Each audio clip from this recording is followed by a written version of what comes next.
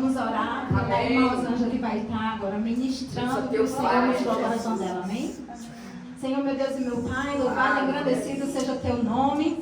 Oh, Senhor, o Senhor já se faz aqui presente, Pai amado. O Senhor já trabalhou, já preparou os corações. Aqui está a tua serva, Pai amado, que o Senhor escolheu, não foi a irmã Jenny. Foi o Senhor, Pai amado, que separou ela esta tarde, Pai amado, para ser, Senhor, canal teu, instrumento teu aqui, Pai, para trazer o que o Senhor quer falar conosco. Pai, quando ela abrir os lábios, Pai, que seja o Espírito Santo falando através dos lábios dela, Pai amado. Tira toda a timidez, Senhor. Tira, meu Pai amado, todo e qualquer atrapalho. Que ela venha, Senhor, estar aqui envolvida debaixo da tua autoridade, Deus amado. Porque, Senhor, não é, meu Deus amado, fácil estar aqui debaixo dessa unção, Senhor, e trazer a palavra para a tua igreja. Ajuda a tua serva, Senhor, que seja agora o Senhor conduzido da maneira que o Senhor deseja. É o que eu te peço e já te agradeço em nome de Jesus. Amém. Amém.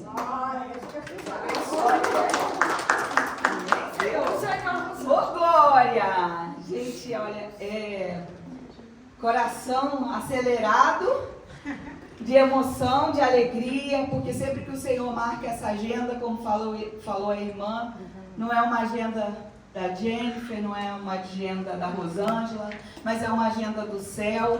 E eu fico muito feliz nessa oportunidade de falar daquilo que eu mais amo, que é o Senhor Jesus. E nós ficamos muito felizes, eu tenho certeza que cada um que está aqui nessa tarde se alegra quando vai falar do Senhor Jesus.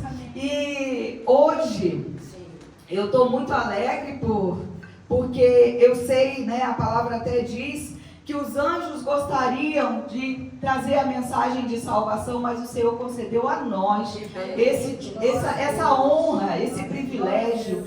Então, quando nós temos essa oportunidade, é como uma joia, é como um tesouro, é como uma pedra preciosa, porque nós nunca sabemos, irmãos, quando vai ser a última mensagem. Eu não sei quando vai ser a minha última mensagem, você não sabe quando vai ser a última mensagem, e o Senhor falava no meu coração que essa tarde é tarde de salvação.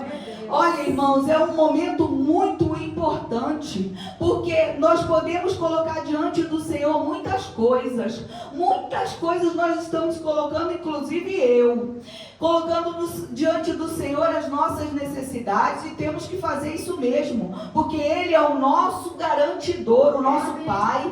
Mas tem uma coisa que supera todas as outras, é a salvação da nossa alma. Não adianta ganhar o mundo inteiro e perder a sua salvação. E hoje a porta da salvação está aberta. Eu estou muito feliz, irmãos, porque há uns dias atrás eu estava aqui sentada no banco e alguém estava dando o seu testemunho e o Senhor falou comigo assim: gosta de falar de mim quem gosta de falar comigo. Irmãos, vou repetir: gosta de falar de mim quem gosta de falar comigo. Sabe o que é falar com o Senhor? É isso que nós estamos fazendo aqui agora. É a oração. É no momento que você coloca a tua voz no teu coração para falar com o Senhor, para ter intimidade com Ele. É neste momento que as portas se abrem, que as experiências chegam, e é neste momento que o Senhor aperfeiçoa aquilo que você coloca diante dele, de maneira frágil, de maneira ainda pecaminosa, mas o Senhor coloca. Pode sentar, irmãos, eu estou tão feliz que eu esqueci de dizer que os irmãos podiam sentar. Mas olha, nesse momento o Senhor coloca aquilo que nós precisamos, porque Ele cuida de nós. E hoje, quando nós entramos aqui, todo o culto foi em volta de palavras que iam se conectando, né? A irmã trouxe uma palavra sobre a fé e a perseverança. A pastora falou aqui sobre leões rugindo. Nós cantamos sobre Daniel. E a nossa campanha fala justamente isso, né? A resposta. Glória a Deus. Irmãos, ninguém saiu de casa hoje para vir fazer a social, como diz a Jennifer, né? Nós viemos aqui por um motivo muito especial. Todos que estão aqui hoje precisam de uma resposta, esperam uma resposta. E talvez muitos já se cansaram e foram procurar essa mesma resposta em outros lugares, em amizades, em bares, em lugares diferentes, e não vão encontrar. Porque resposta que acalma o teu coração é só o Senhor que pode dar.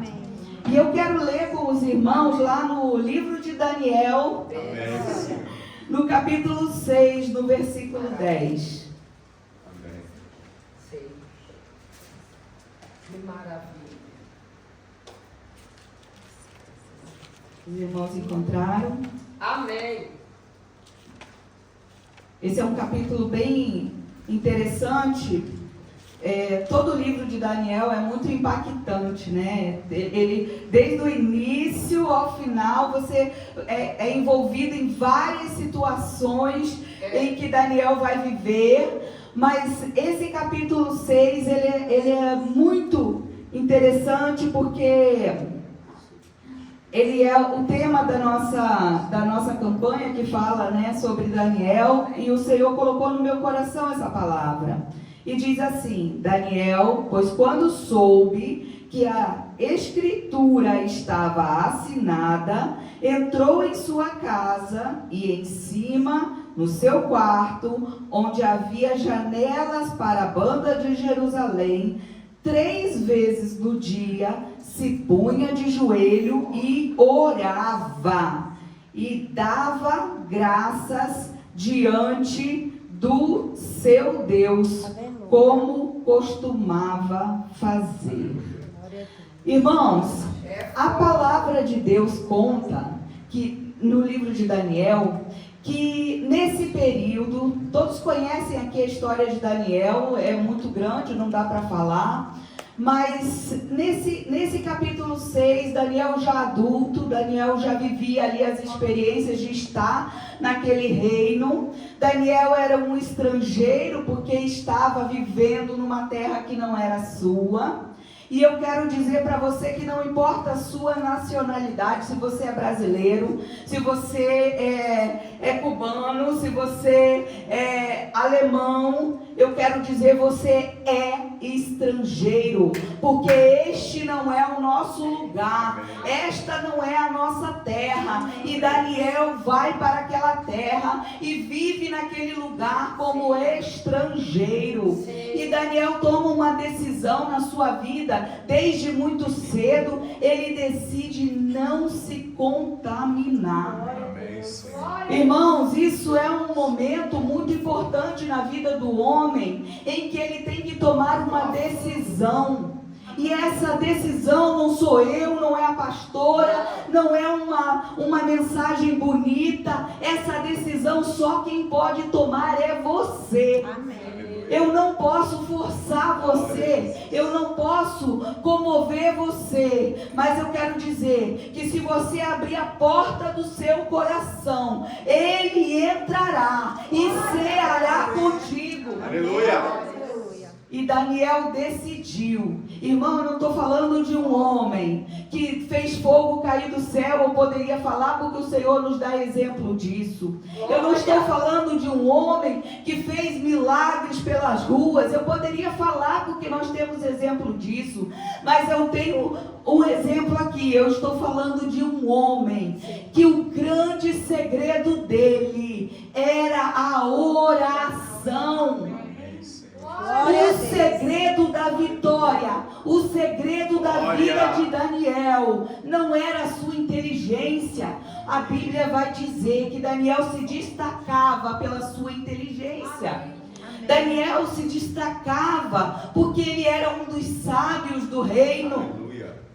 Mas não foi isso que salvou Daniel na cova dos leões. No dia que Daniel foi colocado lá na cova, ele não entrou assim, olha, leões, vai entrar alguém de autoridade agora. Foi isso? Não foi, irmãos. Porque a gente pode ter título, a gente pode ter muitos bens materiais, a gente pode ter nomes importantes, mas isso não aterroriza o inferno. O inferno não se importa com o título que você tem, o inferno não se importa com os carros que você tem, o inferno não respeita as roupas que você usa. Mas Daniel descobriu cedo o segredo da vitória. E ele começa a ter uma vida com Deus no momento em que ninguém olhava, porque ele tinha Deus como prioridade na sua vida. A prioridade de Daniel não era andar com roupa bonita, não era andar pelo palácio, não era dispor da sua autoridade. A prioridade de Daniel era andar com Deus. Irmãos, e nós sabemos aqui no capítulo 6, eu li no versículo 10 que uma escritura estava assinada. E eu não vou ler todos, mas eu sugiro, irmãos, que em nome de Jesus você coloque essa leitura na sua agenda durante a semana. É um capítulo pequeno, você vai ler rapidamente. E eu tenho certeza que aquilo que está sendo dito aqui vai continuar na sua casa. Porque o Senhor, Ele é precioso em levar a mensagem aos corações individualmente, naquilo que cada um tem colocado diante do Senhor. E a Bíblia diz que houve ali, pastor, uma reunião. Sabe de quem? Dos próprios que andavam com ele, dos próprios sábios, dos entendidos do palácio. E eles queriam encontrar algo contra Daniel. Eles queriam encontrar alguma coisa que pudesse tirar Daniel daquela figura que Daniel tinha diante do rei. Meu Deus. E eles não encontraram nada. O capítulo 4 vai dizer que ele não tinha nenhum erro e nenhuma culpa, porque ele não servia ao homem, ele servia a Deus. E quando nós servimos a Deus, irmãos, não precisa ninguém ficar nos vigiando, nos cuidando, tomando conta. Sabe por quê? Porque quem trabalha primeiro para Deus. Quem fala primeiro para Deus. Quem se veste primeiro para Deus. Quem anda primeiro para Deus. Então tudo que você faz e coloca primeiro diante do Senhor, o Senhor vê. E o Senhor tem cuidado, e o Senhor honra. E não foi encontrado nada que colocasse ali o caráter e a honra de Daniel em risco. Mas aqueles homens não descansaram, porque eles tinham um plano. E aqueles homens fizeram uma reunião e foram até o rei. E chegando lá disseram: rei, vamos fazer um escrito para que durante 30 dias só o rei possa ser adorado. Só o rei possam ser peticionados apenas ao rei. Irmãos, o coração do rei, eu acredito que estava cheio de orgulho e achou muito bom e não pensou no ato que ele estava fazendo. E ele assina aquele decreto, e como nós sabemos, aquele decreto não podia ser revogado segundo aquela lei. Quando no tempo seguinte, Daniel fica sabendo que havia uma escritura já assinada. Irmãos, eu quero dizer que em muitas vidas, em muitas situações, escrituras já estão assinadas, documentos já estão assinados, decretos já foram dados, mas eu quero dizer que aquilo que vem para te prejudicar, que aquilo que vem para te destruir, primeiro tem que passar pela mão do Senhor. Porque aqueles homens tramaram, aqueles homens fizeram um enredo tão bom que o rei caiu, mas diante do Senhor eles não passaram. E eu quero dizer para você que todos os dias há uma reunião no inferno, e eu estou falando para todos, porque não existe super crente. Todos nós aqui precisamos fazer o que a nossa irmã falou, lutarmos todos os dias pela nossa fé. E todos os dias, queridos, há uma reunião no inferno em que o nome citado é o seu. O projeto de destruição é a sua vida, é a minha vida. O diabo não brinca de ser diabo. Meu Deus. Naquela reunião, aqueles homens fizeram aquilo e se deram como vencidos. Mas algo me alegra muito e é o exemplo que nós temos que ter. Daniel sabia que a escritura estava assinada. Não sabia? Não foi isso que eu li? Foi. E o que Daniel foi fazer? Ele foi para casa reclamar? Mas eu te sirvo, Senhor. Eu te sirvo. E agora, Senhor, eu estou no meio dessa situação. Como pode, Senhor? Eu estou sozinho? Foi isso que Daniel fez?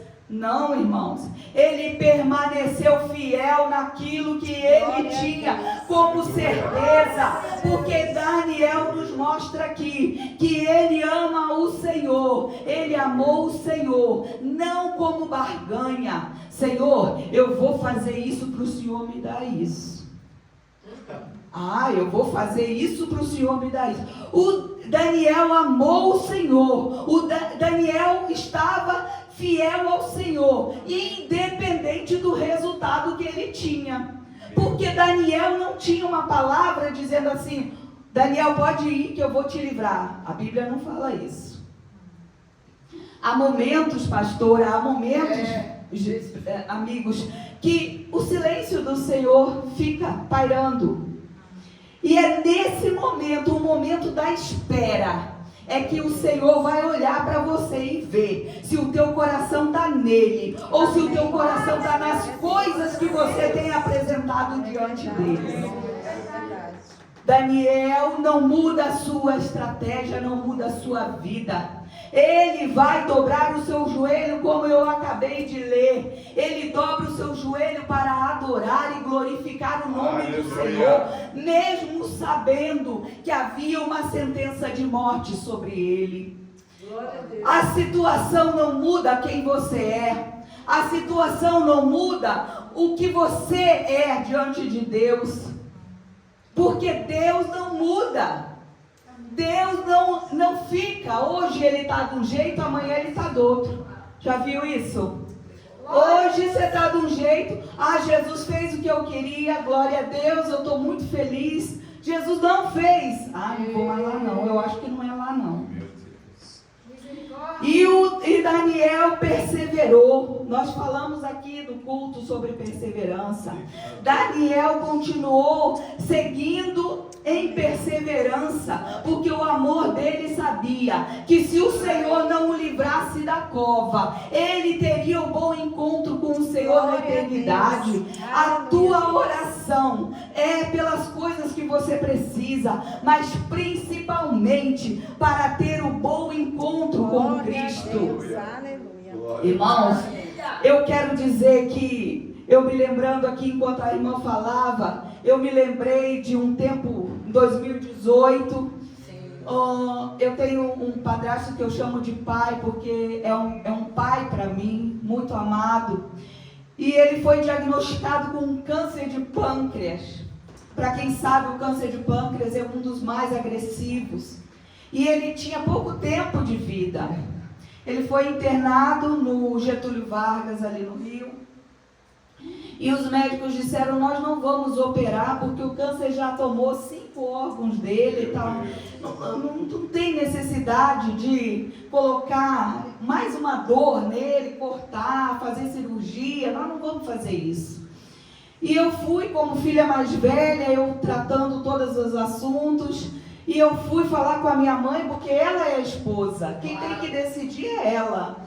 E eu fui falar com ela: mãe, olha, o médico falou que se fizer uma cirurgia nele, que a chance dele sair é mínima, que os médicos nunca viram ninguém sair de uma cirurgia dessa, e que se ele sair, ele vai para a UTI e vai ser entubado, e da UTI ele não tem como sair. A minha mãe, uma mulher de muita fé, pastor, eu não vou ter herança de imóveis, de terrenos, eu não vou ter. Mas eu vou ter uma herança muito preciosa, que é a fé. Porque minha mãe é uma mulher de fé. E ela olhou e disse assim, vai operar.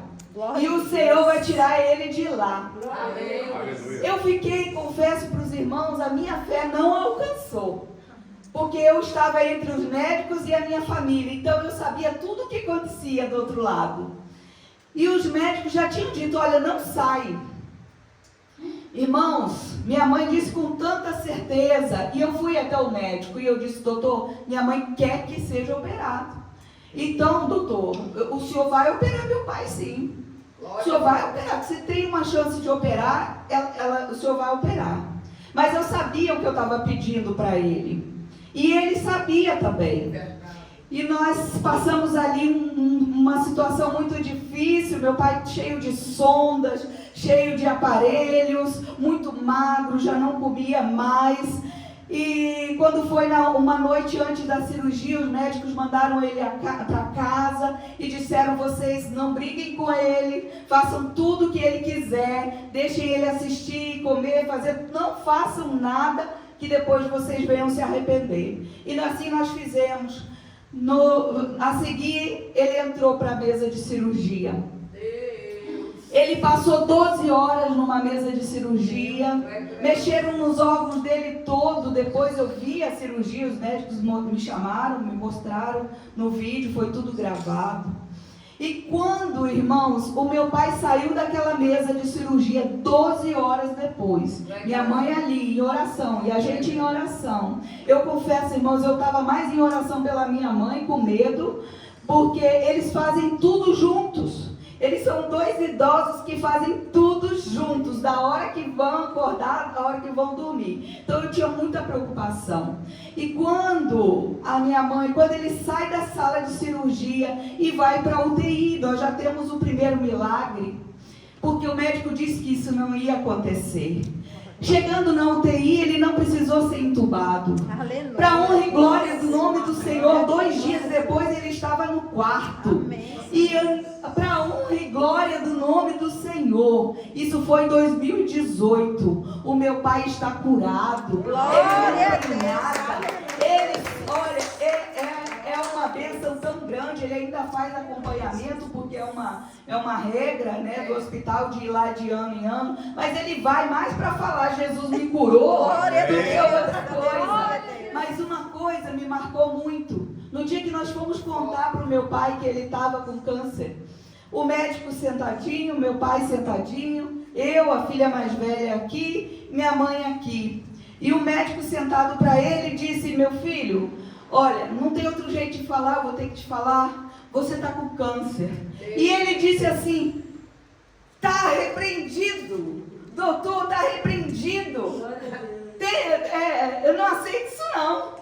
E falou assim, nós ficamos com pena, porque eu pensamos assim, ele está em negação, né? Mas pena mesmo tinha que ter era de nós, que não tínhamos a fé que aquele homem simples, humilde alcançou. E hoje eu quero dizer, o Senhor é o mesmo que cura do câncer. Isso não é novidade, porque nós temos esse milagre aqui na igreja. E eu quero dizer para você, que assim como o Senhor fez com Daniel, Daniel entra naquela cova e vai cumprir aquilo que era o seu decreto, sem saber o que seria da sua vida. Ele amava o Senhor, independente da resposta. Daniel entra ali e passa a noite ali. E nós cantamos aqui, eu creio, pastora, que o Senhor estava com ele dentro daquela cova. No dia seguinte, como nós cantamos aqui, no dia seguinte o rei nem dormia de preocupação. E quando chegou lá na cova, ele não esperava. Ele pergunta, acaso o Deus que você serve continuamente te livrou da cova? Irmãos, o Senhor é o Deus da cova. O Senhor pode até não nos livrar da cova, mas Ele entra conosco na cova. E eu quero dizer para você que assim como foi na vida do meu pai, há momentos que nós esperamos a resposta. O tempo de esperar a resposta é muito difícil, porque quando Daniel estava dentro daquela cova, ele não sabia se ele ia escutar a voz do rei, ou se ele ia escutar a voz do rei dos reis, dizendo: vinde bendito, porque ele estava lá aguardando a vontade do Senhor. Não havia, ele estava como muitos de nós aqui hoje, aguardando uma resposta. E esse tempo é muito difícil, é muito sofrido, porque é o tempo em que define o cristão daquele que está de brincadeira. É o tempo que vai definir aquele que fala sério quando diz que quer encontrar o Senhor, do que daquele que está só fazendo a social, como diz a Jenny. Esperar no Senhor é um ato de amor. Esperar pela resposta que vem do Senhor é um ato de amor. Irmãos, o Senhor pode responder hoje, o Senhor pode responder amanhã, o Senhor pode responder daqui a um ano, mas eu quero dizer para você que quando a resposta chegar, ela vai ser perfeita. Quando a resposta chega, ela é perfeita. Nós é que não entendemos, queremos que a resposta seja no nosso tempo, do nosso jeito, mas a resposta quando vem de Deus, ela é perfeita. A Bíblia vai dizer que aquele rei fala isso para Daniel, e eu creio que ele não esperava, porque colocar alguém dentro da cova dos leões era um decreto de morte. E Daniel responde, e eu quero dizer para você hoje: seja forte e corajoso, fique firme, perseverante, persevere em oração. Eu não estou te chamando para fazer coisas impossíveis, eu estou te falando que você pode fazer, é orar. A oração é o segredo da vitória. E eu quero dizer que aquele rei teve que ouvir a voz de Daniel saindo de dentro daquela cova. E eu quero dizer que você também vai gritar em alta voz a tua vitória. Eu creio, Deus. O inferno não vai tirar de você a vitória que Deus vai te entregar. Glória a Deus. Queridos, Deus tem o tempo para cada coisa. Passado um tempo, irmãos, não é segredo para ninguém que o meu filhinho mais novo, eu dava salto dessa altura de alegria, porque eu dizia: o Senhor vai curar o meu filho, o Senhor vai levar o meu filho, vai trazer o meu filho para casa. Irmãos, o Senhor não é homem para mentir, e o que Ele falou, Ele cumpriu. O meu filho está curado, porque no céu não entra doença, no céu não entra enfermidade, e ele está com o Senhor, e um dia eu vou encontrá-lo.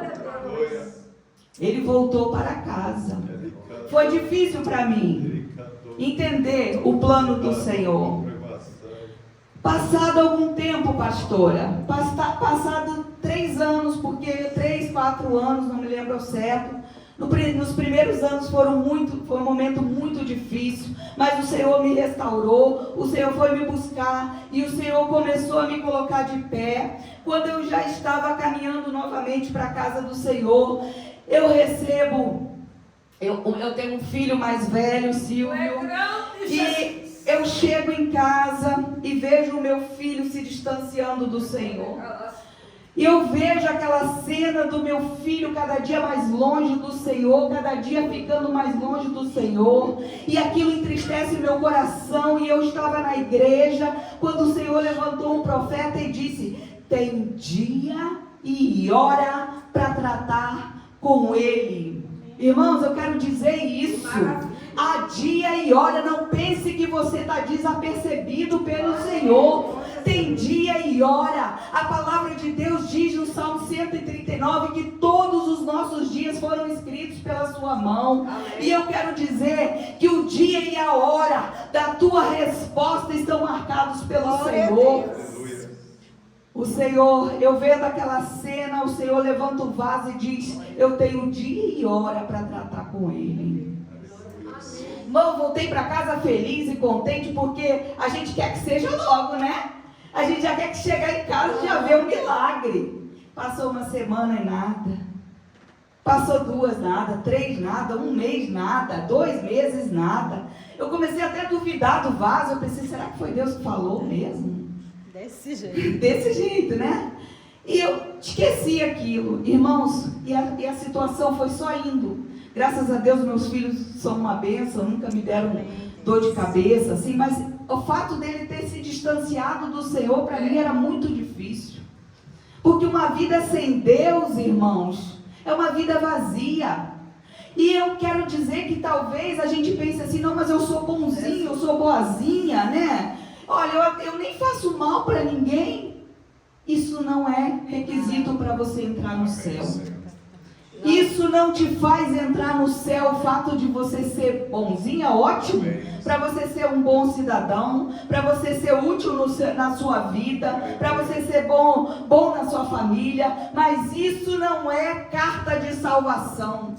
A Bíblia fala de um homem que estava na cruz ao lado do Senhor e cheio de pecado. Mas quando ele decide aceitar Jesus como seu único e suficiente Salvador, quando ele entrega a sua vida e se posiciona diante do Senhor, o Senhor diz para ele: hoje mesmo estarás comigo no paraíso. Não é ser bonzinho que te leva para o céu. Irmãos, meu filho tinha isso no coração. Eu não faço mal a ninguém, mas eu sabia o caminho que ele estava indo. Passado um ano, meu filho tomou uma decisão que ia mudar a vida dele. E aquilo ia trazer muitas consequências para a nossa família.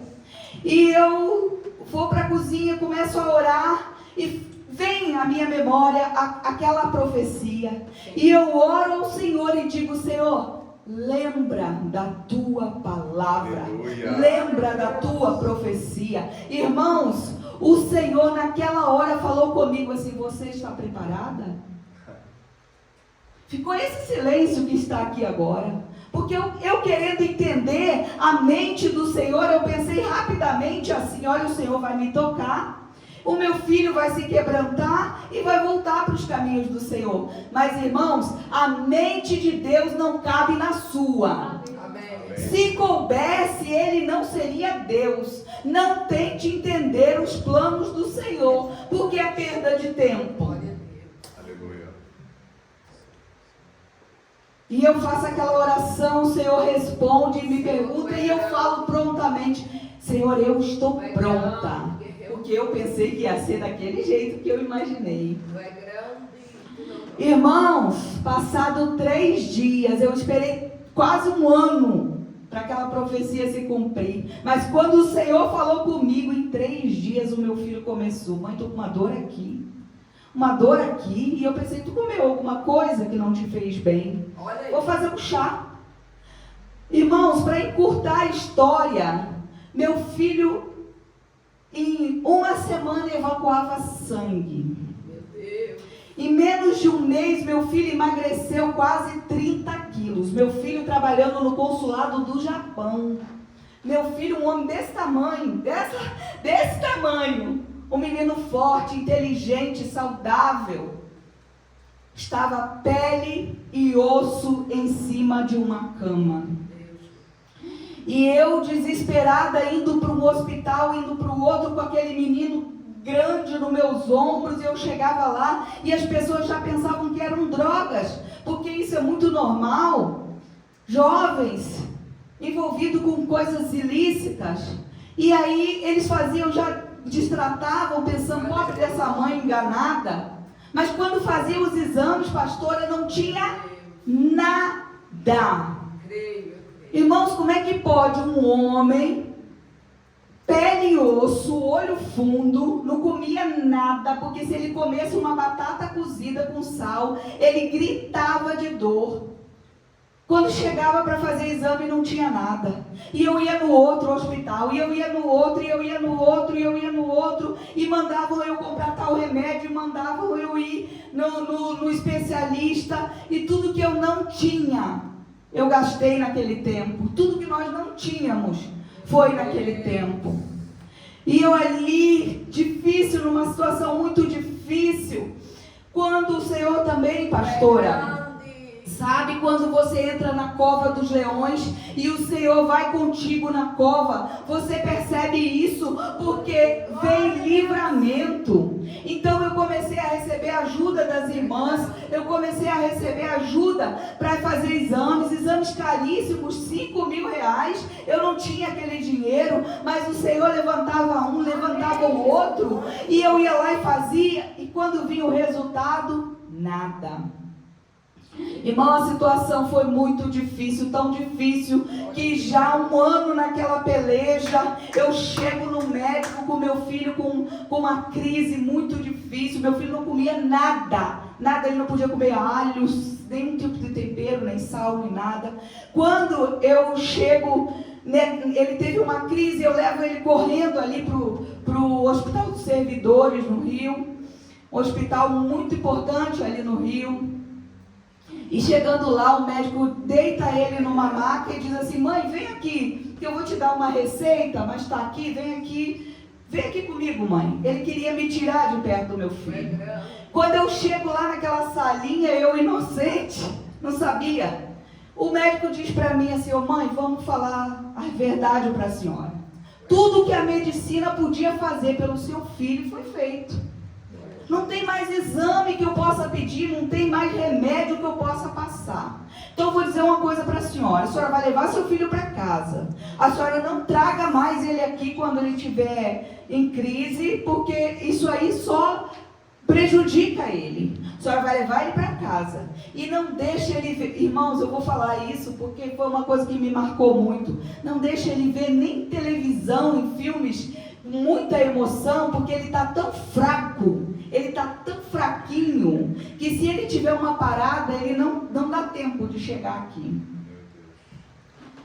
Eu voltei para casa e eu tinha que ficar muito forte na frente dele, porque eu era a força para ele naquele momento. Quando eu cheguei em casa, irmãos, eu coloquei o meu filho para dormir, preparei ali as coisas e fui para a cozinha. Eu gosto muito da cozinha, que o Senhor fala muito comigo lá. E eu fui para a cozinha e eu estava orando e de repente saiu da minha boca uma frase. E eu disse: Senhor, eu não tenho dinheiro nem para comprar um caixão para o meu filho.